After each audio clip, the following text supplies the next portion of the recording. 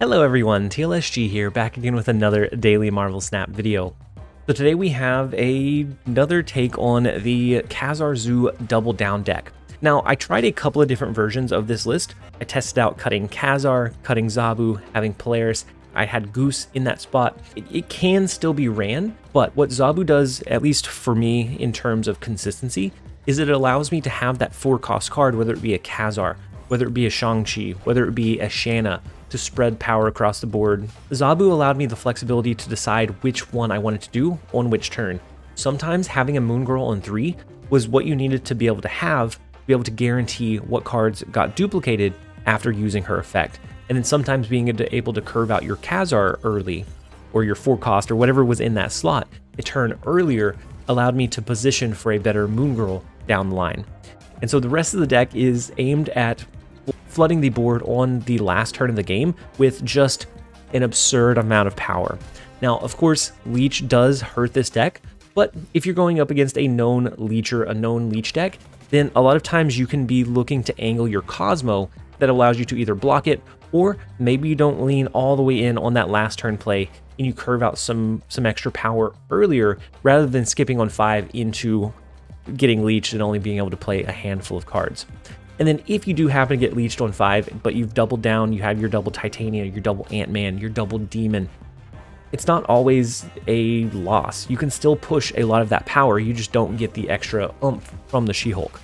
But overall, this has been one of my favorite decks to play into just the kind of crazy meta that we're in. And it does have its ups and downs, but you can climb very actively, very quickly with the surprising amount of power that it can play on the last turn of the game. And so from the last time that I covered this deck, I'll leave a link to the previous video in the description below. The original idea that I came across came from a player named Jeet, and they beat me with this in a tournament. They did pretty well against a tournament that had a lot of Thanos. They were able to place top 4, and they didn't have Chavez, they had Maximus instead, and they didn't have Mojo. Instead of that, they had Armor. Armor gives you a couple of flexibility pieces, so Altar of Death, Death's Domain, some of those locations that are harder to play cards into, you can play your Armor instead. With the current state of the meta, I found that a lot of times the board is being flooded with just so much stuff that if you can get 1 or 2 of your Mojos to trigger, those are 2-cost 8-power cards, which are just phenomenal value. And if not, even if they have 3 cards there, it makes them question of if they should put that extra card, and they have to calculate an extra 6-power growth if they do cap out that lane intentionally. But overall, the list runs incredibly well. There's a few subs that you can make that still run decently. You could even make it happen without Zabu. It's just a little bit less consistent. With the brief deck explanation out of the way, we're going to go ahead and jump over into a couple of games. I hope you guys enjoy. All right, next up we have Broliant. The first location is the Crimson Cosmos. We have our Hood, we have Ant-Man. We're going to go ahead and play Hood onto the board, get the Demon back into our hand. The Crimson Cosmos location is a little difficult for us unless we get Moon Girl, we double down, and then we have those free resources to play. Then we can play our 0-cost cards over there. Just not most of the other ones. We can also throw our Moon Girl, maybe a She-Hulk over there, but it becomes less optimal to do so. I'm going to go ahead and play Sunspot and Mojo into mid. They haven't played anything, so we have no idea what kind of deck they're running. The Cosmo in the right lane is interesting. It also gives us another Cosmo to utilize. So, I mean, if they have a Shuri deck, they can just play Shuri over here. It becomes really difficult to win. Let's go ahead and prioritize playing the Khazar just to get some power in that left lane. It's going to become, ooh, the Killmonger is big. So the Killmonger comes down, but we know that that is their only one. So we now have Demon, we have Titania, we have Ant-Man, we have Moon Girl as well. Do we... The Cosmo and the Killmonger looks like maybe a Silver Surfer build. If we double down this turn, we're going to double down 1 Ant-Man and 1 Cosmo. Now, we're going to do the Demon as well. I think from the standpoint of getting extra power into the Crimson Cosmos, since that's the difficult lane for us to reach, the Leech comes down. What are you doing with Leech in your deck, my friend? Okay, well, we now have the Titanias we don't have to worry about. I mean, a Doctor Doom here, maybe, could do it. Doctor Doom would be 5, it'd push 5 and 5. Would they lose this lane? 5, 6, 7, 8? We can beat 8, right? 5, 6, 7, 8, 9. And just in case they Aero, we also have a Titania here. I think we're okay. Leech always feels bad. It feels terrible to get played against you, but it's also super low tempo. I guess an Odin? An Odin to re-trigger Killmonger would be devastating. Oh no. That's what's going to happen. We might win left and right though. No, it's the Doctor Doom. Okay, no, we're fine. Would the Odin, would have been big-brained. The Odin to re-trigger Killmonger would have won them this lane for sure. They would have lost this lane. They had 3 over here. Would have tied this lane. I think they would have won off of a point differential though. Maybe. It would have been close. But we do account for the Doctor Doom. The Leech play always feels awful, but if it's played naturally, not ramped into a Devil Dino whenever it's rotated out, it usually feels pretty counterable. And so we will go ahead and take our 2 cubes. Let's go ahead and jump over into the next one. All right, next up we have Leo de Gallon. The first location is the Forge. So, I mean, we could just have a 1 cost Sentinel that we can play over and over again. We don't know what kind of deck they're running. It's 8 cards, so it's not Thanos. So after that, it's all kind of up in the air. I'm going to double our Mojo. And then maybe we do a Cosmo. With cloning bats, we don't necessarily need to play the Moon Girl. They're running a Daredevil, so some kind of lockdown deck is what it seems, or seems very likely. The Cosmo, we play it, it becomes cheaper the next time around. And then next turn we could do maybe a Cosmo and a Mojo. I don't know. We'll see from there. I think the only way we win the Quantum Realm is with cards like Ant-Man, cards like Mojo, being able to trigger that ongoing effect. Otherwise, we don't really have a way to push more power in that lane. So they do run the Ant-Man, they run the Sentinel. So our Mojo would actually be better than their Ant-Man there. Let's do Cosmo to the left, and then we're going to do Mojo and Sentinel to the right. I'm feeling pretty confident in this. They could have maybe a Valkyrie. The Daredevil, they could have a Spider-Man to lock down mid plus a Valkyrie, but Spider-Man with the Cosmo is not going to trigger. We're also going to drop our second Cosmo to the left. And so if they're wanting to Spider-Man lock, if they're wanting to Valkyrie, it comes down to this lane, and we have more ongoing than they do in that lane. And so, okay, Thor. So Thor's not going to get his hammer, unfortunately for them. It still looks like it supports a potential Valkyrie deck, with the Daredevil Thor, the hammer being a good resource for Valkyrie, if you can pull into it. So we can do Hood here. That turns it into a 2-power card. And then, I don't think we even lean towards She-Hulk in this game. I think we're going to be able to flood enough that we don't need to. I'm going to do a Khazar. Khazar is going to buff up our Hood, bring him up to 3, and then we could follow it back up with another 1-cost card. Maybe we do a Sentinel. I don't know. I think the Khazar is going to give us a decent amount of value here. We could skip and float some energy, get the She-Hulk, but then that's going to be a push in mid or left. It doesn't necessarily help us with our right lane. And they do end up retreating. I assume that they probably had the Valkyrie, and with the double Cosmo, it was going to be a bit too difficult. Plus, with us having the advantage or the lead on them in the Quantum Realm, finding a way to use their resources to win was going to be, I think, kind of tough. And so we get the 2 cube retreat. Let's go ahead and take it and jump over into the next one. All right, next up we have Mix OP. The first location is the Savage Land. We have our Sunspot and our Quinjet. Mojo's pretty decent in Savage Land if they invest very much in there at all. We're going to lead with just the Sunspot on the left. I was getting skittish about playing into the unknown location. You don't necessarily know what it's going to turn out to be. We do have the Quinjet into the Sentinel value, so we're going to be able to flood the board. We don't have to worry about that. We have the Khazar that's going to be good value for all 3 of these. And they have Maria Hill. Interesting build, Mix OP. Monster Metropolis is decent for them. Do we go ahead and curve out our Cosmo? I don't know that we have a big play that we need to stop just yet. Maria Hill typically indicates some kind of Devil Dino build, but I don't know that we have one that we just need to stop. We could Cosmo into the right lane. I think we probably lose that one if we do. Let's do the Sentinel. I don't want to hold our Mojo. I'm going to do the Cosmo. We went back and forth on it. We're going to do Cosmo in the right lane.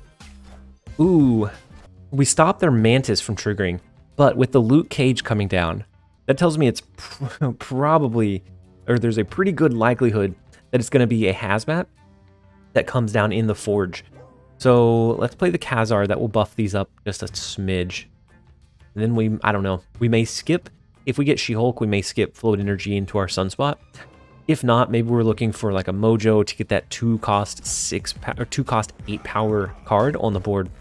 Misty Knight. Carnage. Oh, Misty Knight was created by Maria Hill. Okay, makes a lot more sense. I thought it was some kind of weird hybrid. I thought it was some kind of weird hybrid Patriot deck. Let's do the Zabu, the Hood into mid, and then we'll skip. We'll float the rest. That gives us a 6-power demon that we can use somewhere. Is it enough? I don't know, but we'll see. And they do get pretty close to filling up the right lane. So depending on what else they play, the Sentinels, the Hazmat has some incredible reach and some incredible value, with the Forge being featured and just typically boards being kind of flooded. We do have initiative on this turn, which is kind of unfortunate. If they have the Hazmat play, there's not anything we can do to stop it, I don't think. We could do the Demon, let's do the Mojo. The left lane we'll do Ant-Man, and then we'll do Sentinel in this lane. I don't know that we beat this. They did snap on us on turn 6. We're gonna go ahead and let it play out.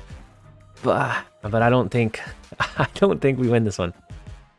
We'll see. We'll see. If it's Hazmat, then we already lose mid, regardless. Hazmat could take this down where we lose this right lane. I don't know. We'll see. Oh, the Kang. What an incredible variant for Kang. I haven't seen this one before. I can't even like click it to appreciate it.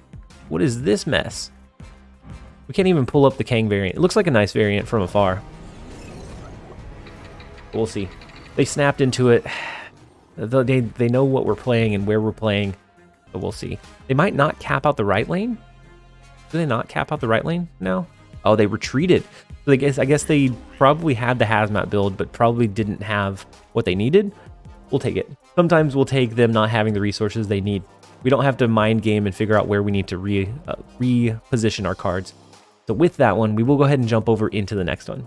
Hey, next up we have On a Dragon, and it's been a while since we've ran into On a Dragon. I'm gonna play the Quinjet. We have the incredible starting hand. We have the Quinjet, we have the She-Hulk, so we can double down on that. We have Hood as well, so we'll be able to double down on our demons. Ooh, and the Hood is no longer negative, so we get some value there as well. Let's do the Zabu, and then we're hoping we draw into our Moon Girl. Moon Girl is going to complete this this whole ensemble. Gonna bring it all together and make it make sense. It's beautiful. That's beautiful. Let's go ahead and do the Hood into the Wakandan Embassy. I want to double down on the Demon as well, and since we have the early ability to use Moon Girl, we can more strategically or we can more flexibly allow it to choose which cards, or allow us to choose which cards to duplicate. But with us having a relatively small hand, we got rid of our big cards already. We have a lot of flexibility here. Let's do, when the She-Hulk is 12 power as well, because it got hit with Wakandan Embassy. We're gonna do the Moon Girl in the left lane. On turn 5, we'll skip. This is gonna copy the She-Hulk, the Titania, the Demon, and then the Ant-Man is going to be just there.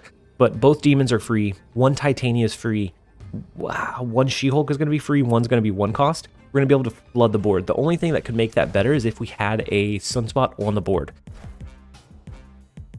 They do steal our Rogue, or they do steal our Quinjet with a Rogue. So is this the Silver Surfer build? I don't think we needed that. Thankfully, I don't think we needed the extra reduction. It just made it a lot easier for us to flood all of the cards. Now we'll have to be a little bit more picky or strategic with them. The Iron Man in the left lane is big as well. This looks like a Mr. Negative build that didn't hit Mr. Negative. So the Rogue and Iron Man are big. They could have Mystique now. I doubt that they could have Mystique and then one other card. I doubt that they have an Aero. Looking at this looking like the negative serotonin build. So I think we can She-Hulk, Demon, Titania. Ant-Man Titania. I mean, we could try to position our cards over here. The She-Hulk might be able to swing this lane, and then we're just competing for one of the other two. But I think this is going to be enough. This is going to be 18 extra power, so that's 20. If they do Mystique, that's only going to bring them up to 12. Ooh, wait. And then what other 3-cost cards do they have? Oh, no. It's going to be weird, but we're going to stack both She-Hulks into mid. Then we're going to do Demon, Ant-Man, Titania. We can't do both Titanias because we will bounce one to their side of the board. Not having initiative will bounce one onto their side of the board, and we don't want that. So we're going to do one Ant-Man, one Titania, and that's what we're going to lock in instead. So the Mystique does come down in mid, plus one additional card, so one kind of decently sized card maybe. Maybe a Wolfsbane? No, this is the Silver Surfer. Ooh, that is pretty scary. That brings it up to 26. Do we beat that with the 12 and the 12? I think we do, but just barely. This was very, very close to being able to take us down with the Mystique copying the Iron Man. A negative list, even if it's built right, even if it doesn't hit negative, can be incredibly scary. Had they hit their negative and got one of these inverted, it's one of those that you don't know for sure how much power is coming down, and so it's hard to place your power. Luckily, we were able to flood 40 power onto the board on the last turn so that we could strategically position them, and that we hadn't invested heavily over here because we would have had a very hard time overcoming that much power. We will absolutely take it. That was a lot closer than it feels like it should have been, but a negative Serotonin and a negative Surfer can hit some pretty good high rolls a majority of the time, but a lot of that is leaning on either negative or Iron Man, and hitting it outside of that feels like it comes few and far between. Let's go ahead and jump over into the next one. All right, next up we have Rubes. The first location is Mojo World. We know that with this deck, especially if we get our double down, we can typically have a lot of cards to flood. We do have the Moon Girl, so now we could do Zabu into a turn 3 Moon Girl, and that would double the Cosmo, the She-Hulk, and then whatever else. And I think that might be important because we assume that this has the potential to be a Shuri deck without it being Thanos. Ooh, wow, so it's a Master Mold deck instead. Baron Mordo really helps our draw consistency because now we know that Mojo's not there, so we have a better chance at our Titania, Quinjet, Ant-Man, some of those other cards. So I don't necessarily think that Mojo's all that great in a lot of situations. But it does hurt our chance to double down here, which is a little unfortunate, but it's fine. This is 5. We're going to get a Cosmo and a She-Hulk out of it. And then next turn we can do maybe our Cosmo somewhere. They do have Quinjet. They have Scorpion to impact all of the cards we have, all 7 of them. But again, really low tempo plays. Let's see. How do we position this one? I think maybe we do Cosmo in the left lane. Quinjet would have been good to get earlier on, but unfortunately we didn't have it. The Beast to pull back in. The Beast to pull back in Scorpion and Baron Mordo, but the goodest of boys, Cosmo, said absolutely not today. As long as we get 4 cards here, this is a really low amount of power to overcome. So we can skip, we can do the Sentinel, maybe a Khazar, maybe a Titania. We'll see. We have a couple of ways that we can make that happen. Our Sunspot's going to get bigger as well. They do have a Devil Dino, which Devil Dino, I think right now with the Forge, it's just really easy to continue to get your hand really, really big. Let's do the She-Hulk, the Sentinel. I guess instead of Sentinel's 2, Khazar's 3, because we're going to have 1 extra energy regardless. We do something like this. We cap this one out. This is going to be more than enough. We do the She-Hulk in the right lane, which when partnered with how much we've stacked, I think does decently. If they're running a Ronin because of these cards or because of Master Mold, it's not gonna quite get them there. And then if they play their Sentinels, again, not quite gonna get them there. A Killmonger could do it, but this doesn't seem like a version of the deck that's gonna do that. We have the Ronin come down, which is 9 power, which is decent. Had we played into the Forge, had we leaned in and gotten more Sentinels, that could be an issue. But we're not playing any of our Sentinels onto the board, so what we have is what we have. That 9 is exactly set in stone. And so, not quite. This looks like a Master Mold build that they're brewing with. anytime you need more than one card to enable a combo, you want it to be very, very consistent and very impactful. I hope that you guys enjoyed the video. This is where we're going to go ahead and end this one. If you enjoyed it, make sure to give it a like and a comment down below. And as always, this has been TLSG. Later, guys.